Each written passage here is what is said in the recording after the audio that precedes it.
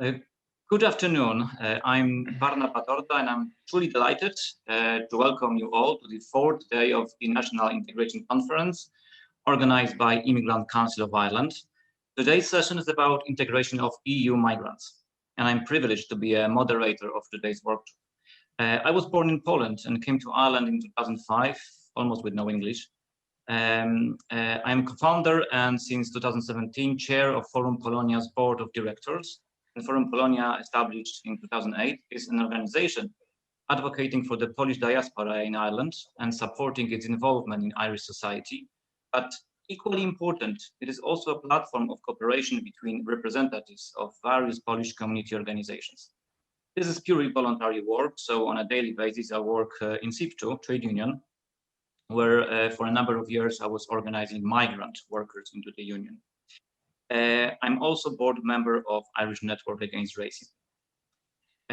Our agenda for today's workshop is to have around 30 minutes discussion with our panelists, followed by a short session of questions where you, audience, can also participate by asking questions or making comments.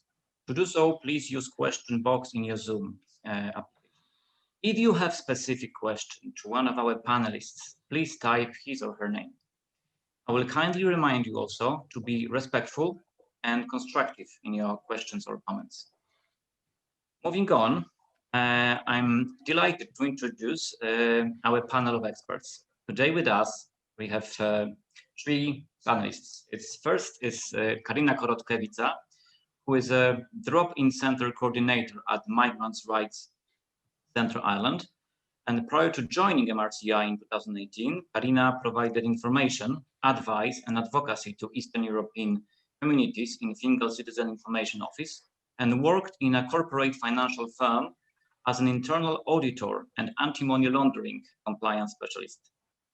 Karina holds a Bachelor of Honor degree in Economics, Politics, and Law from DCU and higher certificate in Business, Industrial Relations, and Human Resource Management from National College of Ireland. Karina also studied Masters in International and European Business Law at Trinity College Dublin, and she has a recognized certification in Information Advice and Advocacy from Citizen Information Board. Karina has comprehensive experience in providing advocacy on social, civic, and employment rights to local communities.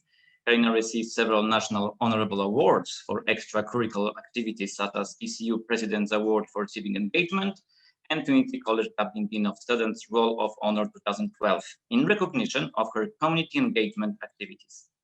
Karina is very interested in and passionate about workers' rights and employment law. Our second guest is Wojciech Biawak, the founder and CEO of Together-Razem Center. He was born in Poland and he has been living in Middleton, County Cork for the last 15 years. The mission of the Together-Razem Center is to provide efficient services aimed at improving the living conditions of Poles and Europeans from Central and Eastern Europe in Cork and beyond. They provide support in 4 areas: advice, information support, education, mental health, promoting integration.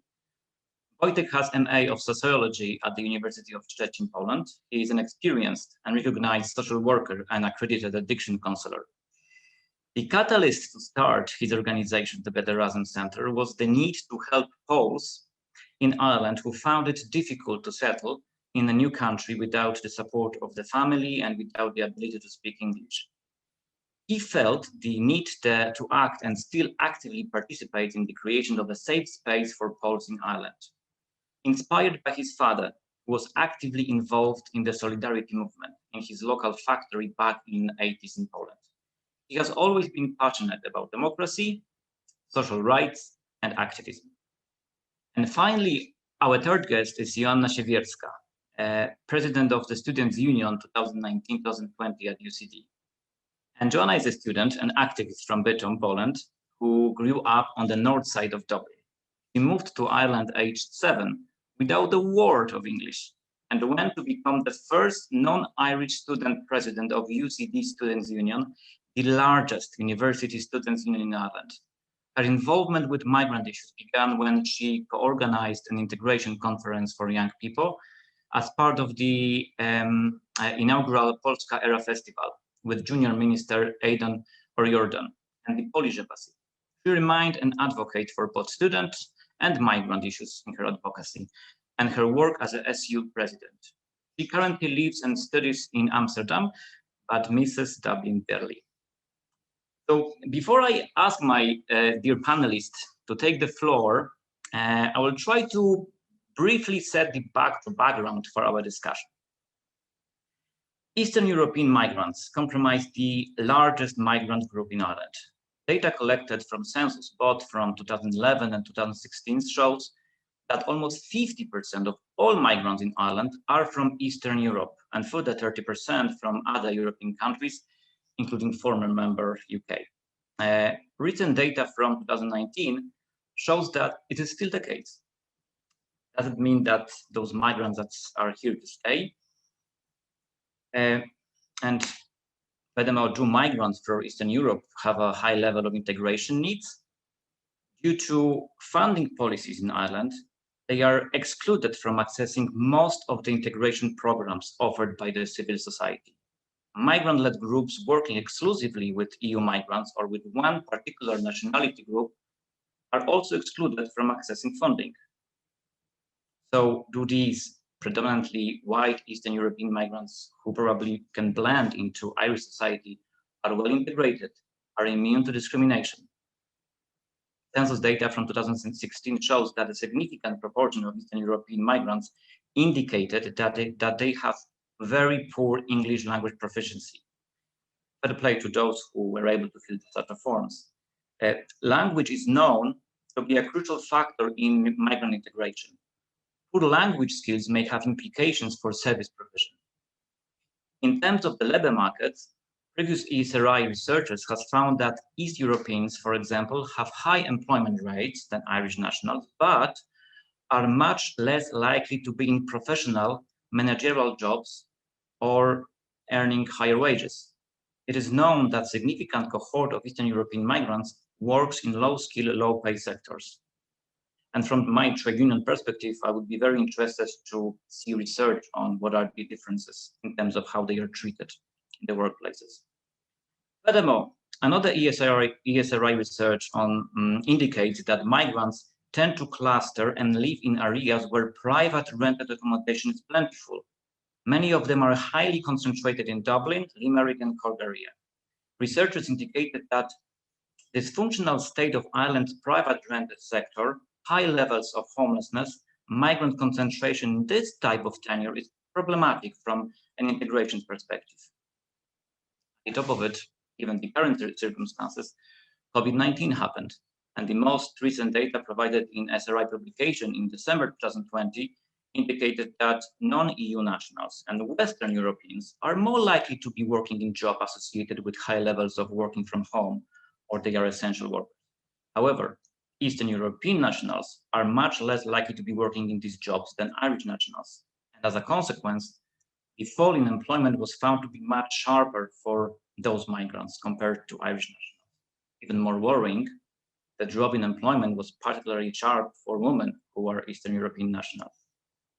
Furthermore, those nationals have significantly higher rates of COVID-related absence from work compared to Irish nationals. So that's the background. And the workshop panelists, Karina, Joanna, and Voyteck, will discuss today with us what are the main challenges for the Eastern European migrants. What are the challenges organizations face in providing support to EU migrants workers? And last but not least, what are the integration prospect barriers for different generations?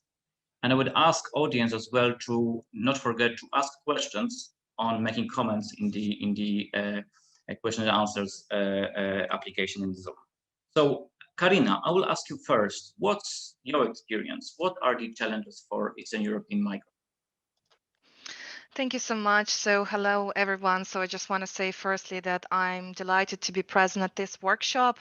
I think this workshop is very relevant to me and to my family personally because I'm coming originally from Eastern Europe, from Latvia.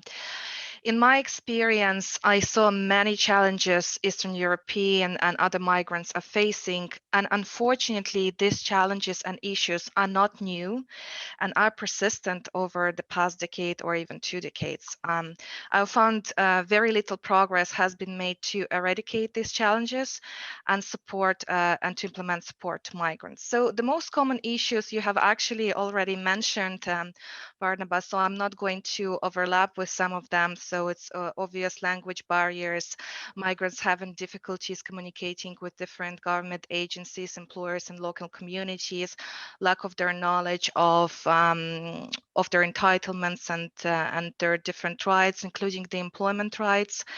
And I often see Eastern European discussing on the forums, different questions, and they seek support from each other regards their rights and entitlements. And so there is a real lack of information available in their own language, or there is a lack of support services available that could provide information in simple English or maybe translated information in their native language. And of course, as you mentioned, migrants face discrimination at work and lack of progression, and especially when they're trying to apply for a well-paid job or government jobs. So employers do take advantage of migrants at workplaces, assuming their migrant employees are unaware of their rights and have very little English, and they are unlikely to bring any complaints externally. In terms of promotion or getting well-paid jobs, usually preferential treatment is given to Irish nationals and locals. Therefore, migrants often feel undervalued and unequal. And a lot of the young and mid-age adults that I met during my experience with fluent English or other multiple languages and excellent education, they're struggling to get a job with the government bodies or, really well-paid job, despite the EU nationals are eligible to apply for this type of jobs. And migrants, were complaining or saying that these bodies do not have diversity and inclusion policies in place and seem to be not interested to employ migrants from the diverse background. Also, migrants facing bullying and harassment a lot more, and this happening among different age groups. So school age migrants face bullying at schools, and working adults face bullying and harassment at the workplace. Again, both groups are exposed to bullying more because of the language barrier, lack of diversity and inclusion training in schools or workplaces, and unfortunate increase and popularity of far-right agenda, racism, and violence against migrants. Also, migrants facing obstacles accessing social welfare systems and social housing and other supports due to the same issues and systemic institutional discrimination and lack of free and affordable support services. And I just want to concentrate also on migrants in the agri-food sector. Last year, MRCI did a research on the agri-food and meat factories, and we found that majority of people employed are migrants. And as we know now, this type of jobs, manual labor jobs, including the jobs in the agri-food, are classified as essential work. So we really need people working in there to provide our food, to provide our meat. And migrants are working extremely long shifts with very little or no breaks. They have limited health and safety and machinery training.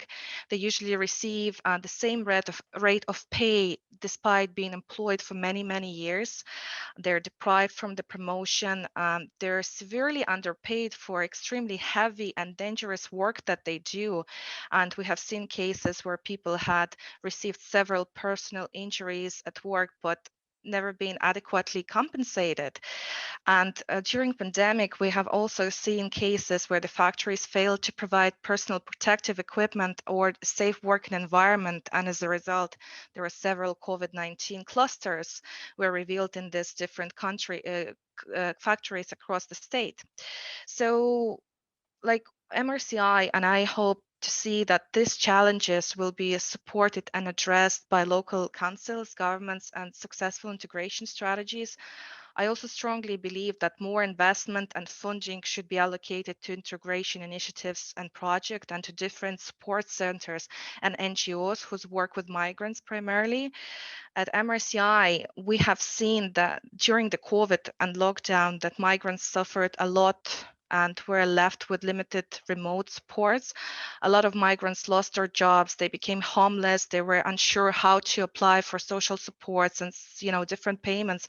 And at MRCI, in the first 6 months of the pandemic, we have seen 100%, nearly 100% of increase of the queries coming to our drop-in center, which we of course were exhausted and with very limited capacity. Tried to assist as many people as possible, and capacity is always subject to funding, which is not always available to the migrant support NGOs and different groups. Yeah, this is it for me now. Thank you. Thank you very much, Karina. That's a lot of challenges I hear, and I hope that there will be some support provided by relevant institutions, including the government. Voyteck, you were running your Together-Razem Center for the last 15 years, I believe. Could you tell us how it is, what is your experience, and what kind of challenges migrants are facing from your experience? Good afternoon, everybody. My name is Wojciech Biawak, and I'm CEO for Together-Razem Center, the charity which has been in existence for 15 years. Well, as you, Barnaba, mentioned, and Karina, we face a lot of challenges. When I first arrived to Ireland, it was back in 2005 when the big cohort of Eastern Europeans and Poles suddenly flowed to Ireland and for seeking a better future, and I was one of them as well. And when I faced the challenges, the issues, the person experienced with very little English and with a lack of awareness and knowledge of Irish system, I decided that there is a need for a specific organization to be set up to assist the people. I saw the number of Polish homeless people just being left without support, and the local homelessness centers were badly affected with having no Polish staff and assistance. So that was back in 2006, and I just want to mention that I'm not academic, so I won't be giving you any evidences. I'm a frontline worker, actually. I'm a social worker by profession and an addiction counselor. So I see the real people and the real struggles they'll face. And at the very beginning, I just wanted to give everybody, all our participants, a little background, because I've noticed that so many people, they don't really, they are not aware that there is 122,000 Polish people living in Ireland. And it's important to acknowledge that we are the biggest, the largest national minority. Whatsoever, the Polish is the second most frequently spoken language in Ireland. Obviously, we have a data from Census 2016, but still the numbers are impressive. And since the beginning, the Poles established an impressive grassroots-based infrastructure in Ireland. There was numerous community groups with shops, Polish shops, churches, media, medical centers, psychological centers, and we all worked. Well, I can mention there is for example, for Polonia, there is a Polish-Irish Education Association, Bibliary libraries for Polish people, Polish Community Midlands, Polish, the Irish Polish Society, one of the longest established organizations in Ireland, and we also are involved in cultural activities, and what's very kind of interesting for everybody, we as a Polish people, we established 40 Polish educational complementary schools, weekend schools. And in the middle of that, we are well organized. We are trying to do our best for our community, but we are not receiving sufficient support from the government and from the local government. I just want to briefly tell you about our center, Together-Razem Center. We are our mission is to provide a support to Polish and Eastern Europeans here in Cork, but also in Ireland generally. And we see that many people, many Poles are struggle with adaptation related issues, And the main issue is the lack of the proficiency in English. And our support is based on the 4 pillars. One pillar is the mental health. We are providing support in native Polish language and also in Russian to people suffering from the different mental health issues. We also have the advocacy and advice service, where we provide necessary information also in Polish language. We also provide English classes for Polish people and for many other nationalities as well. And we established the schools for Polish children who were born in Ireland, but are quickly losing their language. And our main idea is actually that integration should be linked with also maintaining identity. This is the important topic which I'd like to raise during our conference. We are totally opposed assimilation. Assimilation doesn't work, actually. We want to have our own heritage and our identity maintained. And this is why we have a Polish schools, and also we are on a lot of different projects like related to integration directly, like for example Polish seniors group. That's a new thing, and I presume I would have an occasion to talk about it a little bit further in my next time. What I'd like to say about the challenges, because Barnaba asked me about the challenges. Obviously, this is what Karina also mentioned. Language, it's a huge barrier, and the communication between staff, for example, in welfare offices, it can be frustrating. There is a lack of interpretation services, and if they are, they sometimes are run by different strange people, strange companies. Also, sometimes there is a concern that the people are bringing other third parties or family members to use their as interpreters or translators.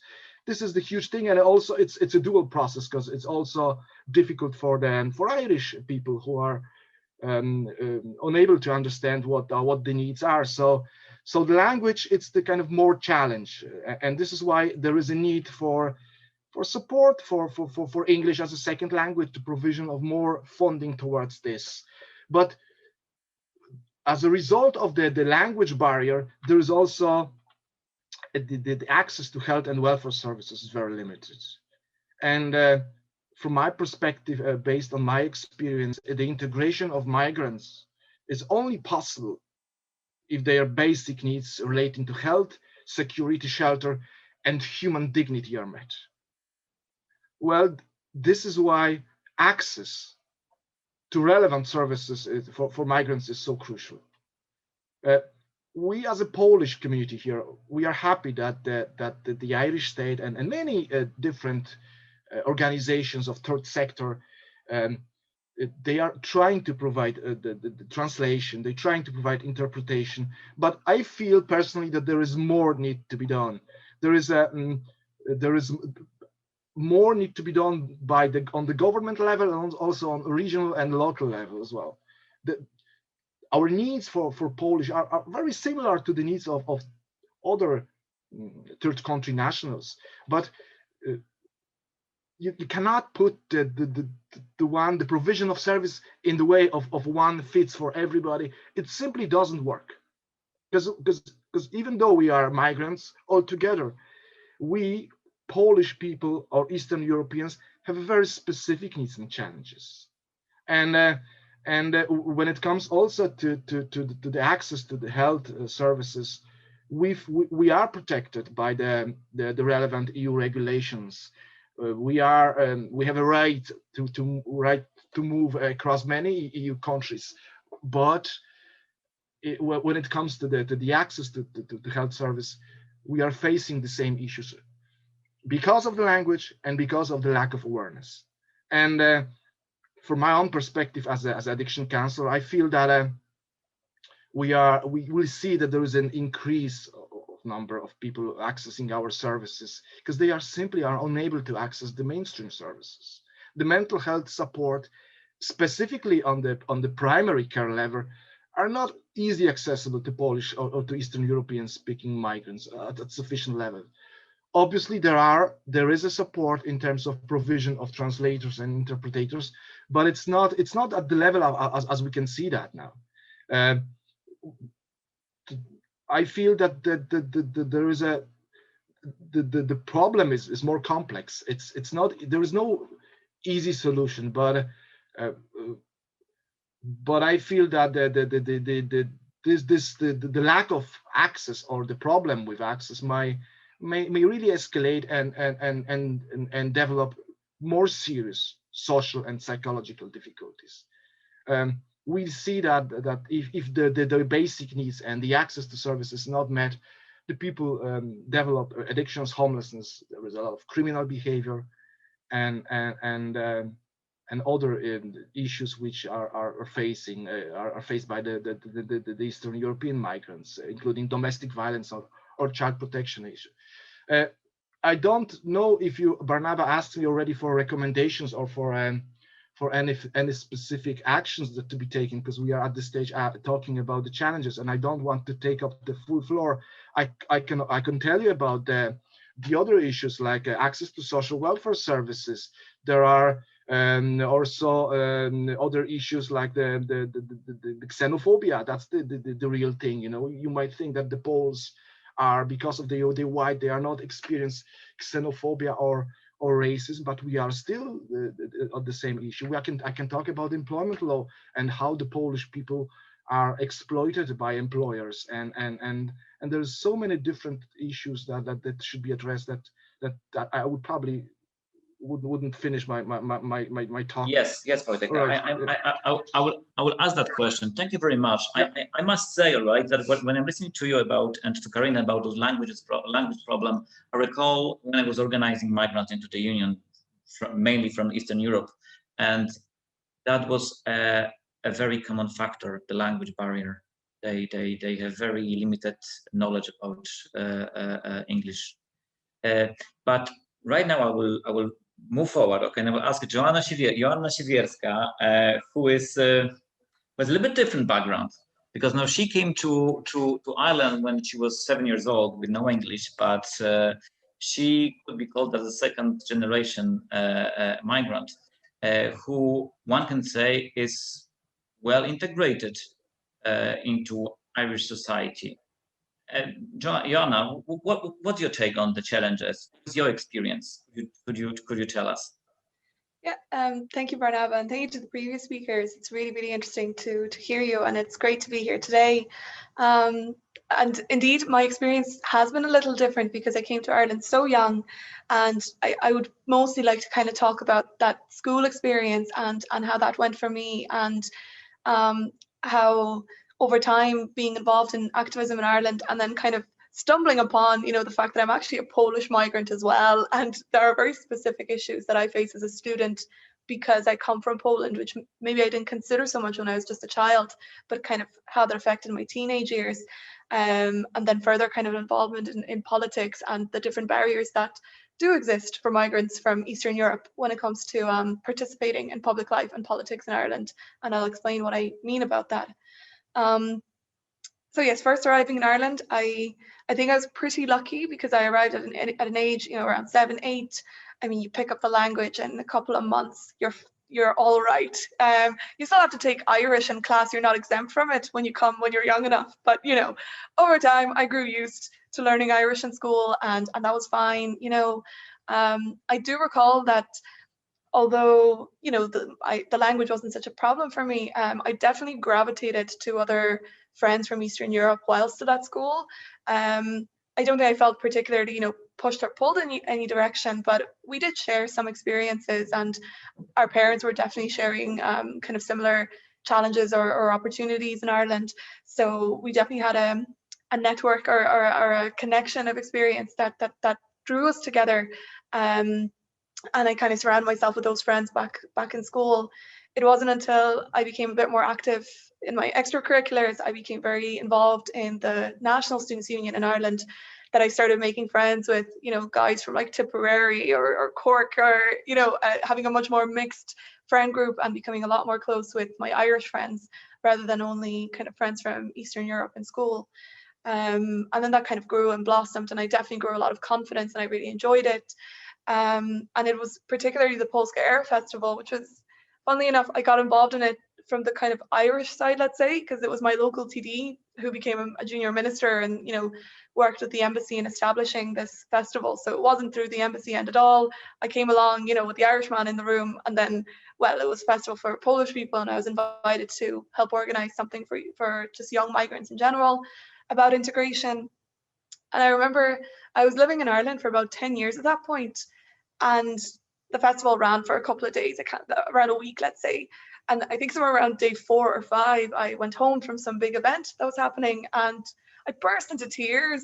It kind of hit me for the first time. You know, I've celebrated 10 birthdays, 10 Christmases, you know, there's funerals I've missed.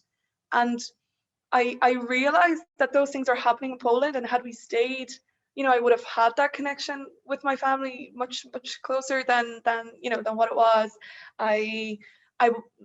There is a difference in being moved from your roots like that when you're young, and growing up in a completely new country and figuring things out. And I didn't realize how that impacted on me and how I felt about my identity until, yeah, day 5 or 6 of Polska Era. So I stayed, you know, I continued my involvement to the end of the festival, and it was a great experience, and I really appreciated it. But it made me realize that I'm not just, you know, another person. I am a Polish migrant. Like there is an element of that identity that I need to keep kind of carrying forward, and there is a particular kind of representation that I also need, because my experience is different to my peers in school or in college. And again, just becoming more aware of, you know, why did it take me so long to kind of cop on to that, or to, you know, start, you know, fixing my Polish grammar and things like that, things that I'm trying to do nowadays. And it's simply because back in school, you know, those supports were not in place to practice my native language when I arrive here, you know, or to practice, I don't know, learning about my culture, or like I can sing the Irish anthem to you as Gaeilge, no bother, but I can't sing the Polish anthem. And I don't know, these were just little things that I started realizing, and I think it's a similar experience for a lot of my peers, that because we don't have that encouragement or that opportunity to pursue our native tongue in school and to really maintain our culture and our connection to it, it's easy to just, you know, fall behind and find it difficult to maintain that side. So that would have been a strong experience of mine in school. And I suppose in university, I always knew that there were so many young Polish people in general in Ireland. I know the figures. I know they were the biggest minority, but I managed to get through my whole experience in UCD. And I think meeting one girl from Poland in the year ahead of me, you know, it wasn't until later. I mean, I was very lucky. I succeeded in the election in UCD, so I got to kind of function in the Students' Union, and I met a lot more students from all over the campus than previously just within my course. And that's when people started noticing, you know, that I have this big long surname and there's something different here. And of course, the Polish people knew exactly who I was. And I remember distinctly one night walking into the student bar and just 2 girls running up to me and starting to shout at me in Polish. I'm like, geez, where did they come from? And they just wanted to share with me that they were proud to see a young Polish girl in that position, that, you know, sometimes the way we hear about Poland in the media or some developments in the country, maybe they're not so positive, but seeing a young Polish person take up a leadership position in the university really inspired them.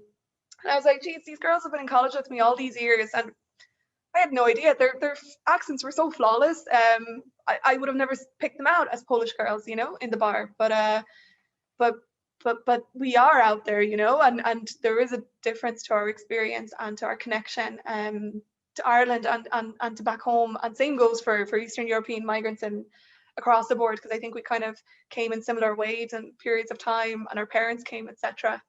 And I guess those are the more kind of social experiences, and, you know, this idea of keeping up those connections in school and keeping up our identities in those conversations. But there are some pretty hard rights that are being kept away from us. And this really hit me when I was the president of the Students' Union, because We had a general election looming, right? So what do we do as a students' union? We put out the tables, we print out the forms, and we register people to vote. This was very important to me. We, ran a really strong campaign. We got the local Garda in. We had students filling in the forms. I bought all the stamps out in our local post office. I was licking all the envelopes and sealing them shut to post them off to the local councils. But guess what? I couldn't post my own because I'm a Polish citizen. Irish citizenship is fairly expensive. It's the criteria are okay. They're not the most challenging criteria to meet when we look at European systems of acquiring citizenship. But the cost of it is about €1,000 before you start translating documents that are also needed for the application. So I was in a position to, make statements to represent 30,000 students in Ireland.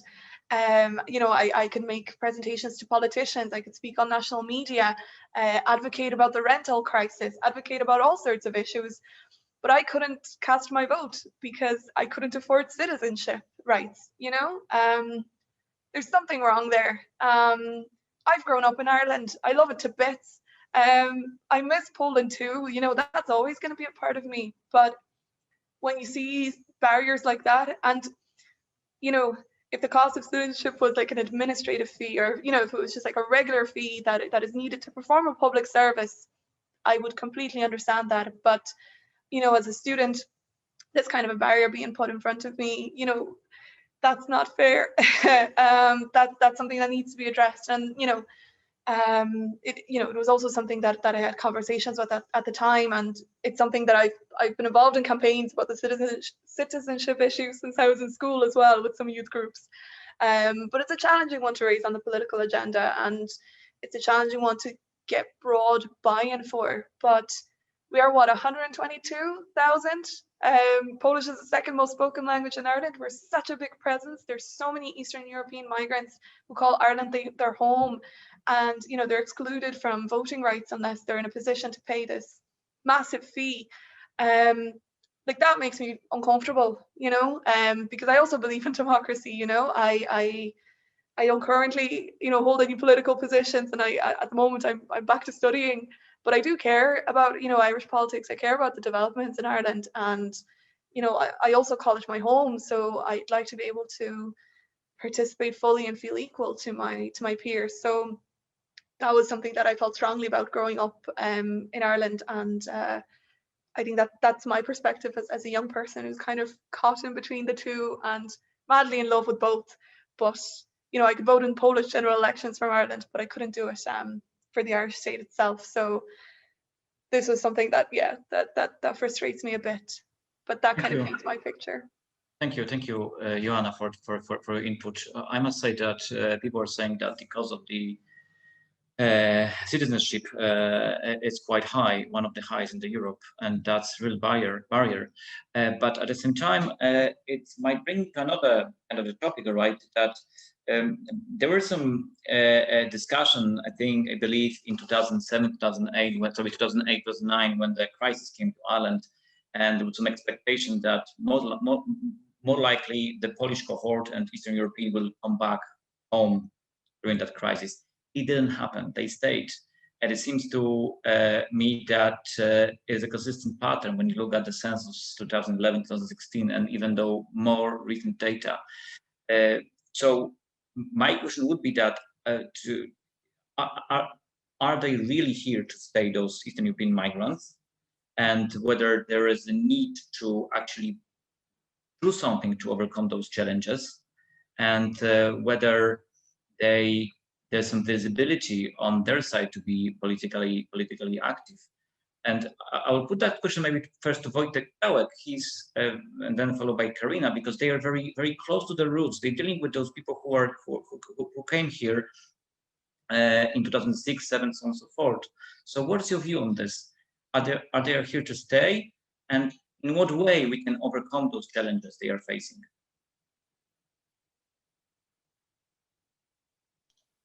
Okay, it's me, isn't it? All right. Yeah. Sorry.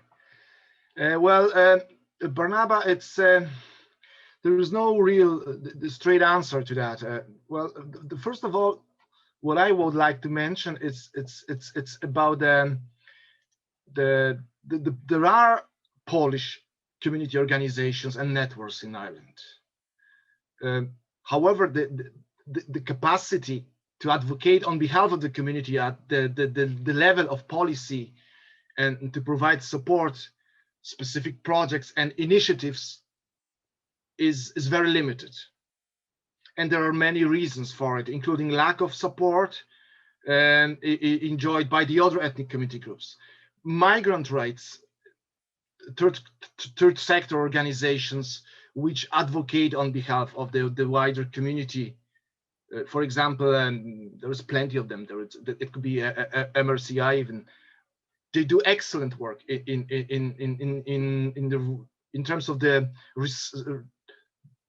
trying to address the issues concerning by many other migrants. But there is no specific there is not that many specific organizations addressing the EU migrants. EU migrants are labeled as a mobile and citizens and mobile workers, and we tend to be overlooked by advocates supporting migrant communities. Seems that the state support is mainly aimed at the initiatives concerning challenges of third country nationals or specific ethnic groups, but not Poles. As a result, many issues we as a Polish people or Eastern Europeans experience, they remain unidentified in the mainstream. And when you ask about the active engagement or citizens, well, I feel from my personal experience, I can praise my Cork City Council for creating the integration strategy and implementing it through City of Sanctuary. But many the Irish state agencies, in my opinion, should engage more in terms of consultation process, in terms of the integration strategy, in terms of intercultural health strategy, in terms of the citizenship application fees and all of that. And I feel that on many occasions they just don't see us. They treat us as invisible. They don't invite us to the table to speak about it and to be creative and to be a part of the consultation. And this is what strikes me, you see. And I want to mention that without having us at the table, the best integration ideas, they won't be effective. That's what I feel. Right. Thank you, Voyteck. That's interesting that you have this perception that you are not invited to a table to discuss integration issues, that you felt that Eastern Europeans are invisible. Karina, what's your take on that? Are the Eastern European migrants to stay here in Ireland for long term, forever? And if yes, if there's a need to overcome those challenges they are facing, and in what way those challenges could be overcome? It's a good question. So I think it really depends, I guess, when did the person arrive to Ireland? How long they're already here? Is the whole family here? Do they have relatives and dependents back home? But what I can see in my experience, the majority of Eastern European migrants that came over here 5 years ago or 10 years ago had intention only come to here for work, to save some money, but they stayed for many, many decades and many years. And there could be different reasons. First, the economic position in Latvia or in other countries never developed, but some of them, felt that Ireland is their home because of their job. The family is already relocated. So there is various of reasons. But I see the tendency that the migrants from Eastern Europe tend to stay in Ireland for longer periods. And in terms of challenges, of course, like the challenges, as I said, these challenges I have seen decade ago and 2 decades ago, so they're not new. They're still here, so they need to be addressed. And there is a lot of things that Voyteck said I would agree with. Maybe it depends from county to county and from city to city, to the different local governments, but the constructive dialogue with the representatives of the particular groups and minorities definitely needed. Consultation process is needed, and that could be done in the various forms through the surveys, open tables, forums, and so on. Partnerships, investments in the local communities or in the intercultural projects and initiatives, funding, and most important, interest from the local community and from the local government, to integrate migrants and minority groups. And and I have certain opinion about different age groups, how integration could work, or what are the integration needs for the certain age groups, if you wish me to cover that. Or we'll leave it till the next question. Maybe till the next question. Yeah, no problem. I just moved to Joanna, which the second generation of migrants, and we definitely need more time, I'd say, Barnaba, to cover all the topics. You see, yes. It's just. But do they need any support, in your view, apart from lowering maybe the fees for this application for citizenship? I think definitely at that school level, having opportunities to maintain our native language and to keep improving it is really important, and that's a big gap in the system at the moment. We have the opportunity to take, let's say, the Leaving Cert with our native language. A lot of Eastern European languages are available to do that, but unless you have access to a Sunday school and of course the resources and the abilities to participate in that, there is nothing provided formally by the state, and that's a gap that, if it could be filled, I mean, this would be a huge improvement. I think maintaining connection to native language, not only, I mean, there's plentiful research out there about the benefits it has for the young person, but in terms of that cultural development, maintaining your identity, your connection to your homeland, just in terms of,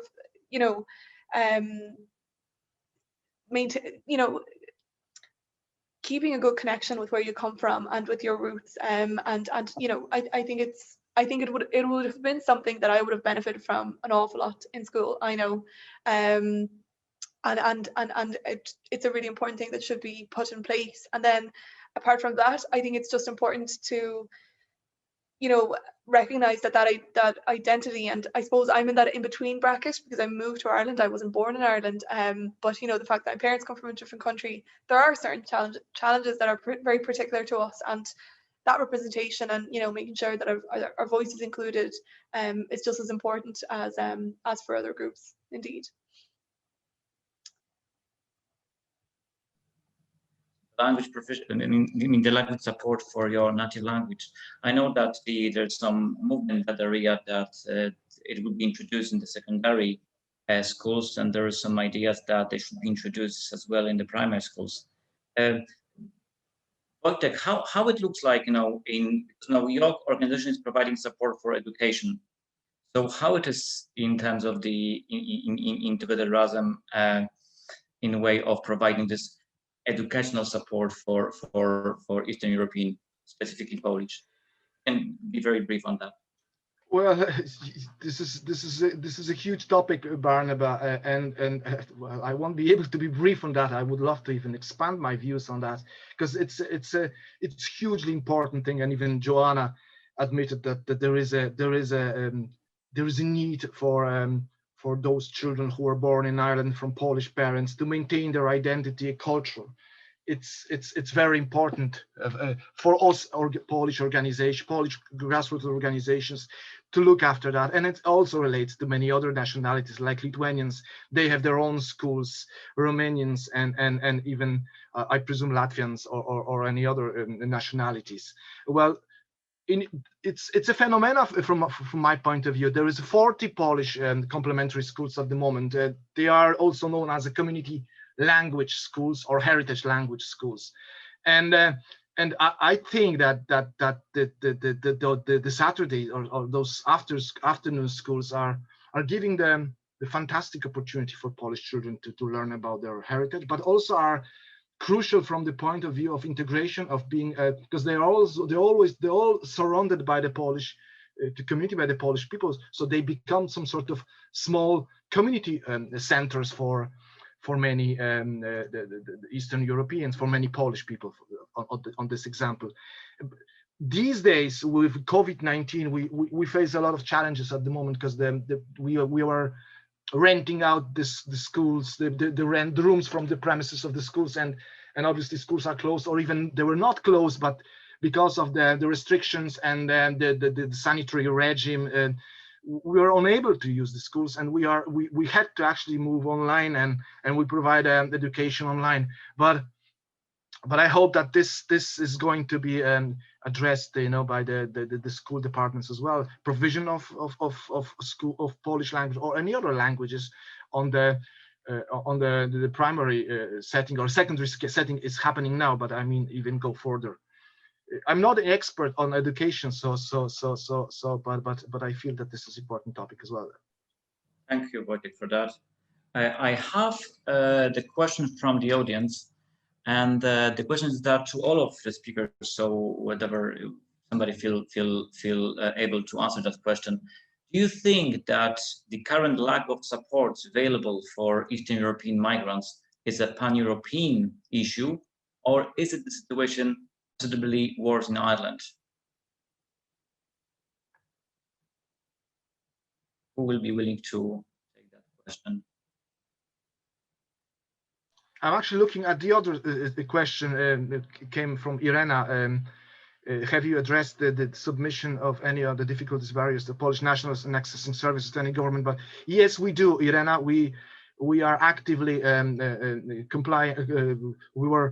Each year when the submissions are open, we are sending submissions to our local departments when there is a work on strategy and to any other bodies as well when the consultations are open. But we need to dig, you know, we need to find out where the consultations are open, because otherwise we probably won't be able to address our issues. Sorry, I skipped probably your question. Yes, you did. But I'm just. Yeah, Karina, you wanted to speak. I can give it a go. I can try. So, unfortunately, recently I haven't done any comparative analysis among the European countries, but I think I would agree that it is a pan-European issue, because the migration in Europe, you know, is huge. It's also a huge issue. Some countries are doing better than in others, and but in general, it is a European problem, and especially with the you know, with the lack of, I guess, funding and European funding and spread of this funding equally between the countries, so to the countries that mostly need it, but also the rise of far right among, you know, in Europe, in Ireland, that's, you know, a bit concerning, and, you know, a rise of support of the far right. So I think in some of the countries, and we have seen the recent example of the member state that has left UK, it is an issue, yes. I agree with you, Karina, on that. I have one more question from the public, as another very interesting one. From a local perspective, it can be very difficult to engage individuals from EU countries as opposed to migrants from outside the EU in the consultation phase of integration strategies. Do the panel have any suggestions on how to engage Polish people, or perhaps the other migrants? Have any comments on why there's a lack of engagement? Who wants to take the floor? If you don't mind, I actually would like to ask why they think it's much more difficult, because I just, if there could be a more background to that, but I guess I give the floor to Voyteck. Well, you're right, Karina. I don't think that it's difficult. Obviously, and this is the question from Neve. Neve, we are, as Eastern European migrants, are more invisible. We work hard. We are seen as a people of working class mostly, and it's probably easier to access people living in direct provision centers, because they are kind of easy accessible when you talk about that. But I feel we are open. There are Eastern European for example, Polish organizations which are willing to take part in consultation process. We are engaged, and as I responded before to Irena, we even as a Forum Polonia, Barnaba, and you can cover this as well. We made a submission in 2020, and there was a fantastic piece of work, but as a result, even as a Together-Razem we did, but as a result, we were not invited to sit at the table to discuss that further. Barnaba, can you agree with this, Barnaba? I will concur that even though I'm moderator here, okay, I work with Wojciech Biawak on that, and even though there's some initiatives from the Polish community, Eastern European communities at the national level, our feeling is that there is no much of a response to that. It might be different perhaps at the local level. I can pose that question to Wojciech Biawak. What is your experience from the local level within the Cork County? How is your preparation with the local councillors and the local county institutions? I must admit that in terms of the local government, there is a body called Public Participation Network, and all counties, they're supposed to have those type of structures, and they are the spaces where the Eastern European many migrants they can involve in. And as a result, I'm for example sitting in one of the special subcommittees within the Cork City Council as a obviously external member, international relation, but it shows that it might work, and obviously there is more to be done, but I would praise that my local county, my local city council for that. I'll pose that question to Joanna, right, as second generation migrant. What's your take on that? Are your friends who has a Polish or Eastern European background, they're reluctant to engage in terms of integration policies, developing that piece of documents? I think it maybe depends on whether they've had that moment like me where they've kind of reconnected and really wanted to, connect with their kind of, identity in terms of the country that they came from, and recognize that there's a different element to our experience and speak about that and get involved in that and explore that. I don't know if everybody feels that way. Some people have really made Ireland their home and kind of feel part of the community in that way as well. So I think it's just important to start that dialogue with young people and with second generation migrants about how their experience is different, and then get them involved. And I think it's everything from, we are able to, take part in politics at a local level. We're able to vote locally and in the European election. So it starts from getting people involved in those processes and then having dialogue with them and things like that. So I think it depends on how much of a conversation we have with young people about their identity, and how young people kind of reflect on that as well, and how important it is to them. I know for me personally, that was a very important conversation to have, and it's we need to see more of that representation as well. I think if at local government or national government level, we don't see people from our background, or we don't see people from different countries represented in politics, it starts making those spaces feel like maybe that's not the space for me to engage in or to be present in, because we know that we're such a big community here, but we're not represented in those public structures. And if we don't see that, we might not gravitate so easily towards being involved. So I guess it's kind of a two-way thing. It's about that conversation about identity, but we need to see people with our identity or people with our backgrounds also, represented in public positions. Joanna, thank you very much for that. And I must say, this is fascinating because it could lead us to another actually bigger topic about political engagement of the Eastern Europeans versus, for example, third country nationals who are, one can say, more actively engaged. However, we are running out of time, so we have to finish our interesting conversation. We talked a lot about the challenges faced by migrants, both in the third generation and the second generation. And it seems to me that the predominant factor, which is visible in terms of the challenges faced by the first generation, is the language barrier still. That caused a huge difficulty. And I see that such a support provided by Karina and by Voyteck are crucial in some way to overcome those challenges, but that's just a drop in the ocean of the needs. I see that, Voyteck, but I won't be able to. Yeah, I just want to say thank you for Immigrant Council of Ireland, just to say that this is the first step in organizing and in kind of touching the issue of EU migrants, which has been, from my opinion, neglected for many years. I hope this is going to be a part of the next year conference, and it's going to be continued on, because we are facing a lot of issues, and we could, and I even didn't cover the half of it, you know, in my present.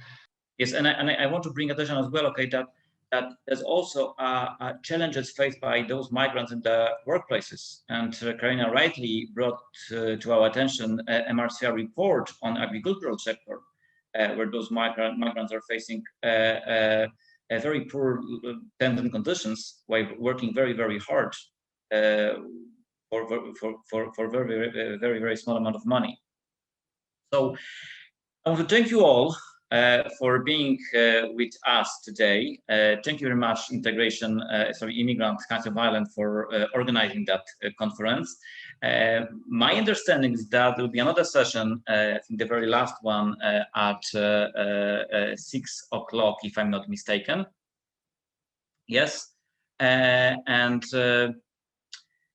yeah, so that's all done. Thank you very much. Thank you so much. Thank you. Thank you. Have a good evening. Bye-bye.